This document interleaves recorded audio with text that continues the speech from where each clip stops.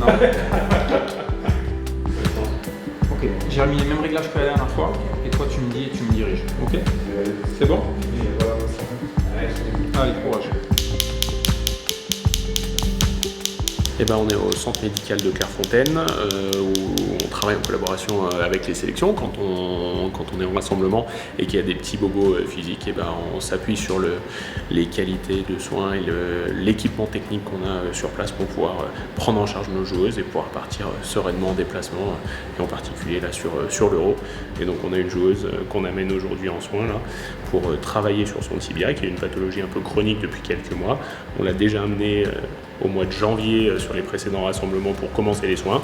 Et puis les soins s'éternisent, traînent un petit peu parce que c'est des pathologies un peu longues. Donc là on est en train de finaliser le traitement et ça devrait être tout bon pour le départ la semaine prochaine. C'est des ondes de choc, mais ce sont des ondes de choc focales. On différencie des ondes de choc radiales, c'est un autre type d'onde. Et voilà, nous c'est des outils qu'on a au centre médical, qu'on a moins quand on est dans le contexte de la sélection. Donc nous, c'est notre position au centre médical, c'est de pouvoir justement aider aussi les sélections sur des outils et sur des séances vraiment spécifiques. Donc on est là pour ça. C'est sûr que c'est important pour que la joueuse soit la plus performante possible sans être gênée par les petites douleurs, les petits bobos qu'on peut avoir. Donc c'est important de pouvoir les checker à leur arrivée en rassemblement et pour pouvoir prendre en charge le plus rapidement possible et le plus efficacement possible les joueuses.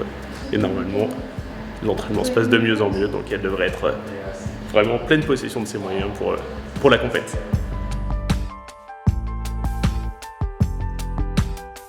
La séance elle est préparée, elle est mise en place. Nous on vous met le plus confort possible. Le staff quand même est assez important. Voilà, à vous maintenant de vous engager, de donner le maximum sur la séance, intellectuellement, athlétiquement, pour être performante sur le terrain. C'est bon? Des questions? Allez, c'est parti, synthétique droit.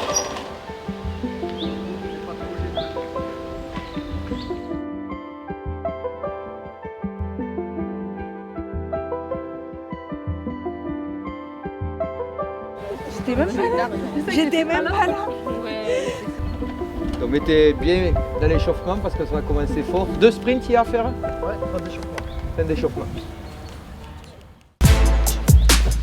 Défi, bien équilibré aussi. Ah, ils essaient d'aller les chercher loin les Fox. J'ai entendu.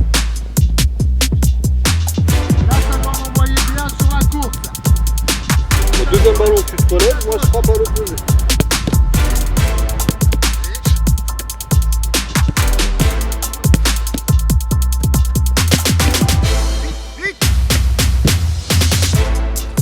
Quand tu veux. Allez, tenez-vous. 27. 204. 423.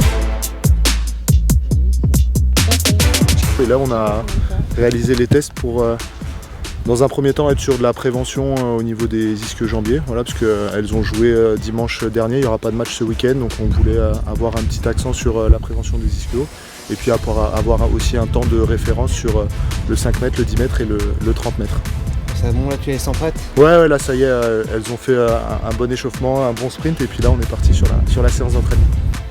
Fermez. Voilà, maintenant avancez, Voilà, bien défendu.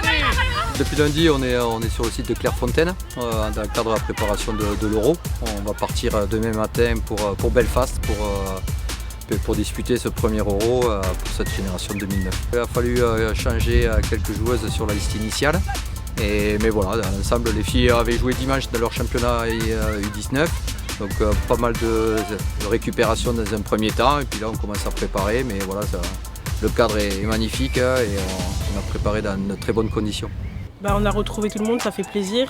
On a bien travaillé tout ce qui est athlétique, physique. Donc là, on est prête à démarrer. Demain, on part à Belfast. Et voilà, je pense que tout le monde est motivé pour l'Euro. Les filles, elles sont focus. On va dire que c'était l'objectif de la saison. C'est des filles qui sont pour la plupart en sélection depuis maintenant 2 à 3 ans.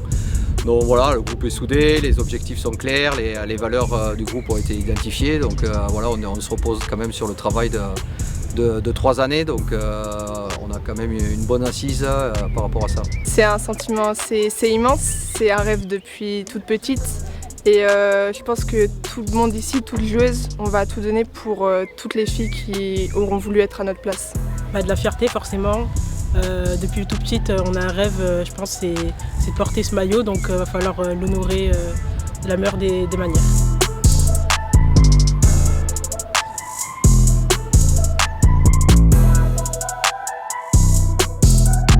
On travaille spécifiquement sur ce dont Rachel a besoin de travailler, donc là, étirement de la chaîne antérieure, chaîne postérieure. En fait, comme elles arrivent toutes de parcours un peu différents, elles arrivent toutes avec leur spécificité et on essaye quand on peut d'individualiser au maximum et de travailler sur ce dont elle a besoin. Là, la fédération elle essaie de se mettre au niveau des autres fédérations en foot féminin, au niveau des staffs également. Donc on a encore du chemin, mais on s'en rapproche. Voilà, donc il y a un staff technique avec un adjoint, un entraîneur de gardien, un préparateur athlétique. Collé à ça, tout le secteur médical avec 2 kinés et un médecin.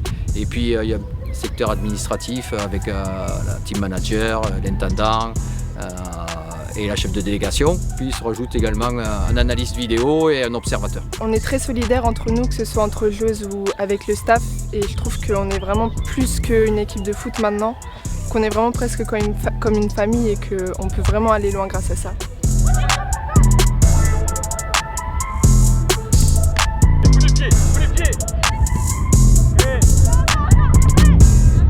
On commence mardi le 5 contre la Pologne.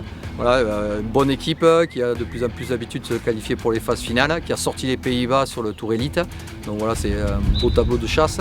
Voilà, ce sera une équipe solide, bien en place. Donc ce sera un match, je dirais, presque capital et compliqué. Derrière, on va jouer l'Espagne le 8.